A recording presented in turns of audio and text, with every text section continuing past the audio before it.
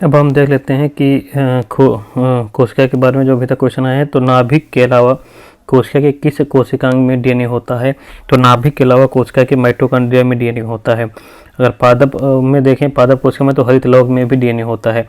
तो नाभिक के अलावा माइटोकॉन्ड्रिया और हरित लवक में क्या होता है? डीएनए होता है। तो हरित लवक जंतु कोशिका में होता नहीं है, ध्यान रखना। अगर हमारा डीएनए देखें तो डीएनए की हमारी खोज किसने की थी? तुम्हारी डीएनए की खोज फ्रीडरिक मिसर ने की थी, 1869 में की थी। और जो डीएनए का जो डबल हेलिक्स मॉडल है, ठीक, डबल हेलिक्स मॉडल है, उसको जेम्स वाटसन और फ्रांसिस क्रिक ने दिया था। जेम्स वाटसन और फ्रांसिस क्रिक ने दिया था डीएनए का हेलिक्स मॉडल, ठीक है, डबल हेलिक्स मॉडल। तो अगर कभी डीएनए की खोज में आ जाए जेम्स वाटसन और फ्रांसिस क्रिक, तो इन्होंने खोज नहीं की थी, इन्होंने डीएनए का डबल हेलिक्स मॉडल दिया था। और डीएनए की खोज की थी फ्रीडरिक मिसर ने 1869 में, ठीक, फ्रीडरिक मिसर ने डीएनए की खोज की थी 1869 में। ये है ध्यान रखना। डीएनए होता क्या है? तो डीएनए जानते हैं हम कि क्या होता है, ये अनुवांशिक पदार्थ होता है। डीएनए क्या होता है तुम्हारा? अनुवांशिक पदार्थ होता है। और ये क्या करता है? अनुवांशिक पदार्थ होता है और जीवों के लक्षणों की संकेत सूचनाओं को जन्मपत्री की भांति जनकों से ना, जो जनकों से संतान में ले जाता है, ठीक, जन्मपत्री के भांति जनकों, जो मतलब माता पिता से संतान में ले जाता है, जन्मपत्री के भांति डीएनए, ये काम इसका डीएनए का है। अगला क्वेश्चन है, निम्नलिखित में से कौन सा कथन सही पूछ रहा है? कौन सा कथन यहाँ पर सही पूछ रहा है? तो इसमें कथन कि प्रायश लघुत्तम स्वजीवी कोशिकाएं होती हैं, गलत है ये, ठीक है।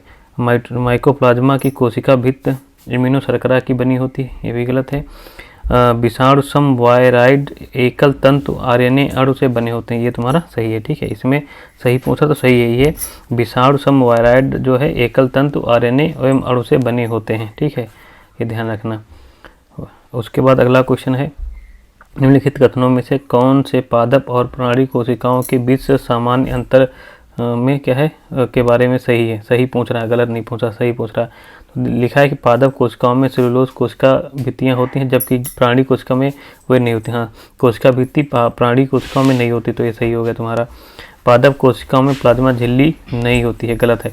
पादप कोशिकाओं में भी प्लाज्मा झिल्ली होती है और प्राणी कोशिकाओं में भी प्लाज्मा झिल्ली होती है, तो ये दोनों में होती है। तो ये वाला क्वेश्चन क्या है? तो स्टेटमेंट गलत है। परिपक्व पादप कोशिका में एक बृहद रसधानी होती है, ठीक है, परिपक्व पादप कोशिका में एक बृहद रसधानी होती है, जबकि प्राणी कोशिका में अनेक छोटी रसधानियाँ होती हैं, ये वाला सही है। तो इसमें 1 और 3 सही है। कौन सा? 1 और 3 सही, दूसरा वाला तुम्हारा गलत है, तो उत्तर तुम्हारा सी हो जाएगा, ठीक है। ये 2020 परीक्षा में पूछा था इसमें, अब पीसीएस में पूछ सकता है आगे अंतर, ठीक है। पादप कोशिका जंतु कोशिका से किस प्रकार भिन्न होती है?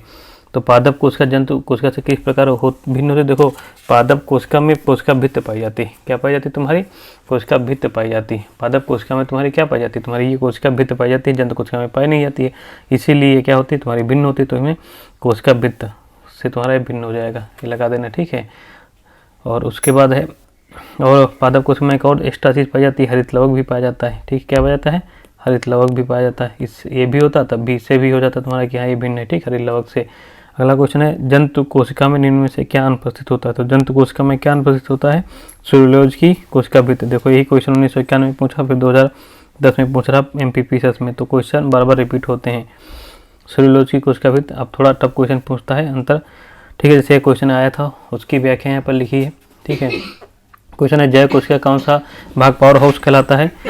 तो कौन सा भाग पावर हाउस कहलाता है? तो माइटोकॉन्ड्रिया, जीवाणु एवं नील हरित शैवालों को छोड़कर, ठीक है। तो माइटोकॉन्ड्रिया पावर हाउस कहलाता है, तो माइटोकॉन्ड्रिया के बारे में दिया गया है, ठीक है, कि माइटोकॉन्ड्रिया जीवाणु एवं नील हरित शैवालों को छोड़कर शेष सभी जय सजीव पादप एवं जंतु कोशिकाओं में पाए जाते हैं। तो माइटोकॉन्ड्रिया कहाँ नहीं पाई जाती है?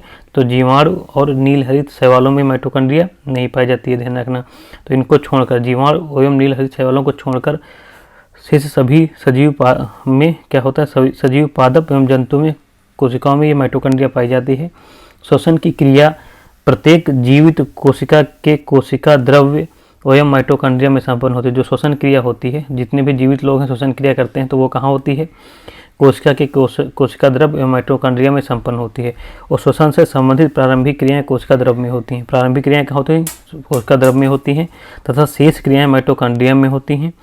चूँकि क्रिया के अंतिम चरण में ही अधिकांश ऊर्जा उत्पन्न होती है, इसलिए माइटोकॉन्ड्रिया को हम कोशिका का श्वसनांग या पावर हाउस कहते हैं। क्या कहते हैं? माइटोकॉन्ड्रिया का कोशिका का श्वसनांग कहते हैं या फिर पावर हाउस कहते हैं। तो ध्यान रखना, श्वसन क्रिया होती है तुम्हारा द्रव्य में होती है, कोशिका द्रव्य में होती है और माइटोकॉन्ड्रिया में, लेकिन अंतिम जो श्वसन क्रिया होती है वो माइटोकॉन्ड्रिया में होती है।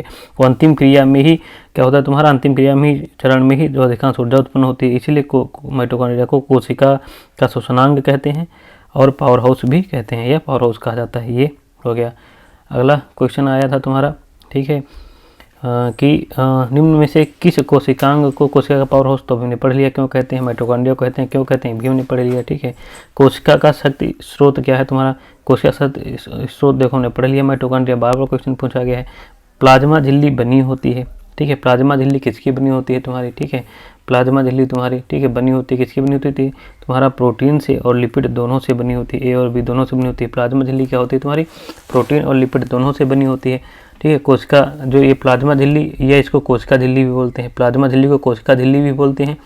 और ये जो होती है तुम्हारी जो प्लाज्मा झिल्ली या कोशिका झिल्ली एक अर्धपारगम्य सजीव झिल्ली होती है, क्या होती है, अर्धपारगम्य होती है, ये एक अर्धपारगम्य झिल्ली सजीव झिल्ली होती है, अर्धपारगम्य होती है, अर्धपारगम्य सजीव झिल्ली होती है, जो प्रत्येक सजीव कोशिका के जीव द्रव को घेरे रहती है। जो सजीव कोशिका है उसके जीव द्रव को क्या रहती है, घेरे रहती है, ठीक, जीव द्रव को घेरे रहती है। और रॉबर्टसन द्वारा प्रस्तुत अवधारणा के अनुसार जो है कोशिका झिल्ली की बाहरी एवं भीतरी परतें प्रोटीन द्वारा तथा मध्य वाली परतों का निर्माण लिपिड द्वारा होता है। तो ये रॉबर्टसन ने बताया था कि जो कोशिका झिल्ली की जो है बाहरी एवं भीतरी परतें हैं वो प्रोटीन द्वारा बनी होती हैं, और मध्य वाली परतें किससे बनी होती हैं, होता है लिपिड से।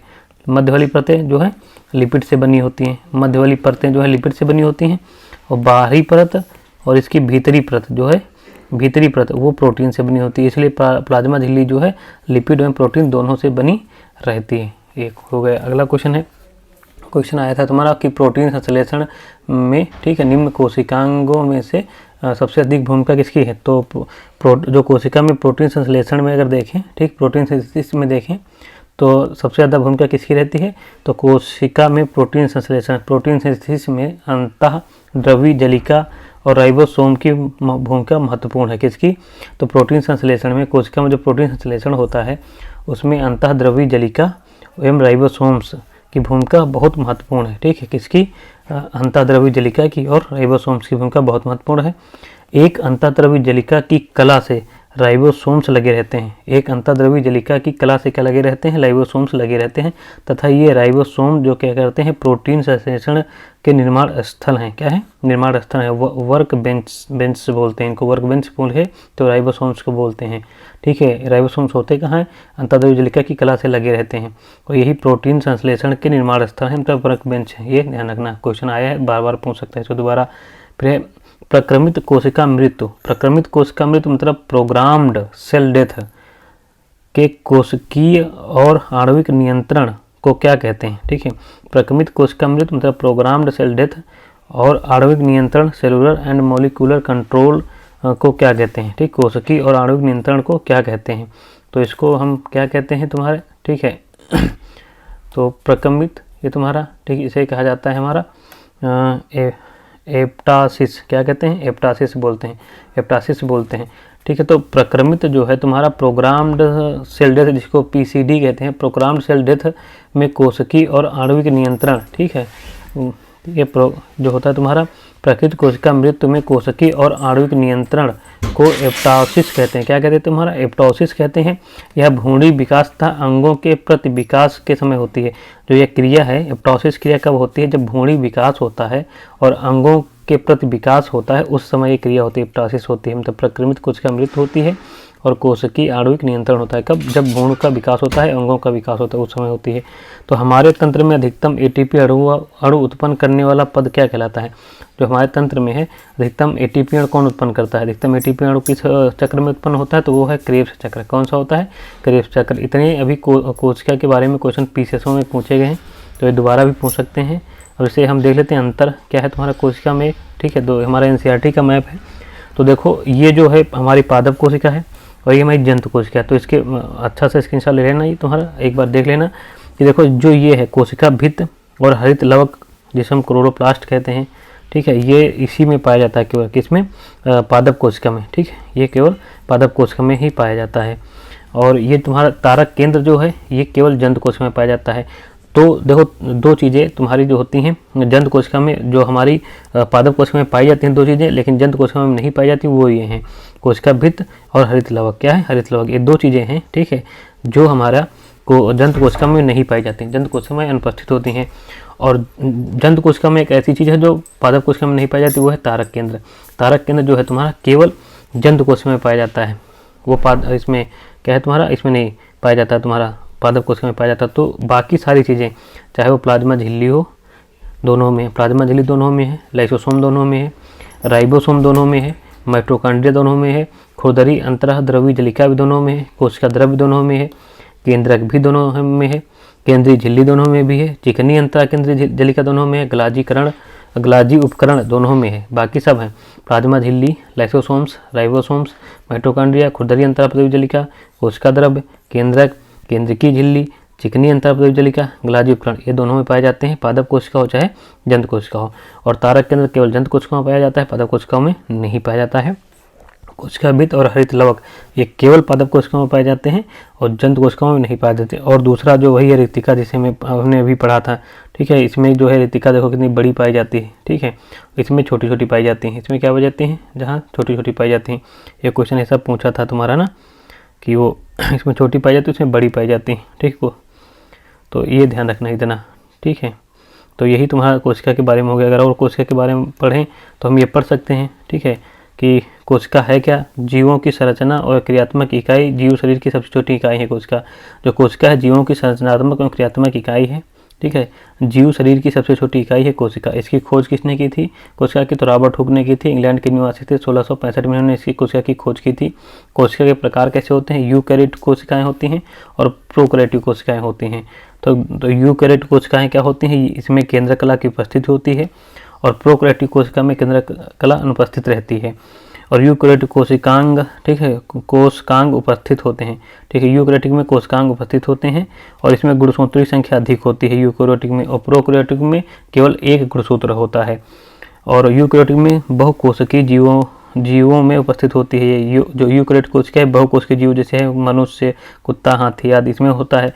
जबकि ये जो है प्रोकैरियोटिक कोशिका जो है एक कोशिकीय सूक्ष्म जीवों में उपस्थित होती है, जैसे जीवाणु, नीलहरे, शैवाल हो गए, इनमें होता है। फिर कोशिका सिद्धांत का प्रतिपादन किसने किया था? तो स्लाइडेन जर्मनी के थे और स्वान ये भी जर्मनी थे, ठीक है। स्लाइडेन वनस्पति शास्त्री थे, स्वान जन्मशास्त्री थे। इन्होंने कोशिका सिद्धांत प्रतिपादन किया। कोशिका सिद्धांत किसने प्रतिपादन किया? स्लाइडेन और स्वान ने, ठीक है। अगर महत्वपूर्ण तथ्य देखें तो सबसे बड़ी कोशिका शुतुरमुर्ग पक्षी के अंडे की होती है और सबसे छोटी कोशिका माइकोप्लाज्म गैलीसेप्टिकम नामक सूक्ष्म जीव की होती है। तो सबसे छोटी कोशिका किसकी होती है? माइकोप्लाज्म गैलीसेप्टिकम नामक सूक्ष्म जीव की होती है। और सबसे लंबी कोशिका जो कौन सी होती है? वो न्यूरॉन या तंत्रिका तंत्र होती है। सबसे लंबी कोशिका न्यूरॉन या तंत्रिका तंत्र होती है। कोशिका विभाजन देखें तो कोशिका विभाजन की परिभाषा देखें तो पुरानी कोशिका का विभाजित होकर नई कोशिकाओं का निर्माण जो क्या कहलाता है? कोशिका विभाजन कहलाता है। और इस कोशिका विभाजन की खोजकर्ता कौन थे? विरचाउ। कौन थे? विरचाउ थे। अब कोशिका विभाजन के प्रकार देख लें तो 3 प्रकार हैं। असूत्री विभाजन, ठीक है, समसूत्री विभाजन और अर्धसूत्री विभाजन। तो असूत्री को एमिटोसिस कहते हैं, समसूत्री को अंग्रेजी में मियोसिस कहते हैं और अर्धसूत्री विभाजन को रिडक्शन सेल डिवीजन कहते हैं, तो असूत्री विभाजन में एमिटोसिस में क्या होता है? एक मात्र कोशिका से 2 संतति कोशिका बनती है। इसमें एक कोशिका से एक मात्र मतलब केवल एक कोशिका होती है, उससे 2 संतति कोशिका बनती है, जैसे जीवाणु है, ईस्ट है, साइनोबैक्टीरिया है। ये असूत्री विभाजन है। समसूत्री विभाजन में मिटोसिस माने क्या होता है? इसमें क्या होता है? इससे कायिक कोशिका विभाजन भी कहते हैं, ठीक है। और एक कोशिका विभाजन से 2 कोशिकाओं का निर्माण होता है। इसमें एक कोशिका विभाजन से 2 कोशिकाओं का निर्माण होता है। देखो इसमें एकमात्र कोशिका पहले होती ही है असूत्री विभाजन में, उससे 2 कोशिकाएं बनती हैं। लेकिन समसूत्री में एक कोशिका से, अब इतनी तमाम कोशिकाएं हो सकती हैं, उनसे हर एक कोशिका से विभाजन जो होगा और 2 कोशिकाओं का निर्माण होगा।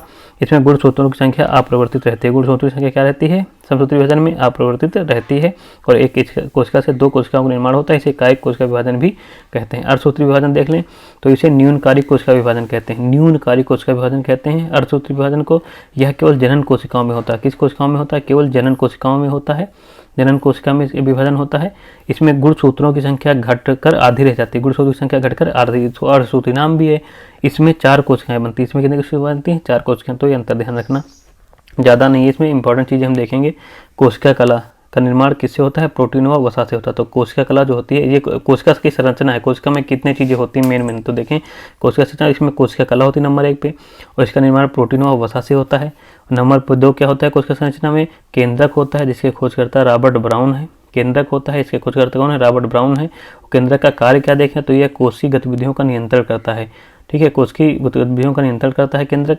तो यूकैरियोटिक कोशिका में केंद्रक कलायुक्त होता है। यूकैरियोटिक जो कोशिका होती है उसमें केंद्रक कैसा होता है? कलायुक्त होता है। और प्रोकैरियोटिक कोशिका में केंद्रक में कला अनुपस्थित होती है, ध्यान रखना। प्रोकैरियोटिक कोशिका में कला अनुपस्थित रहती है। अगला इसका कोशिका संरचना में भाग है जीवद्रव्य है। ठीक है, जिसको प्रोटोप्लाज्म बोलते हैं। क्या बोलते हैं? प्रोटोप्लाज्म बोलते हैं जीवद्रव्य।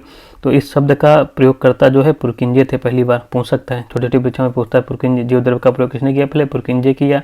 कोशिका का हम प्राणदायक पदार्थ है ये। कोशिका का ये जीवद्रव्य जो है प्राणदायक पदार्थ है, ध्यान रखना। कोशिका का प्राणदायक कौन है? जीवद्रव्य है। क्वेश्चन पूछ सकता है।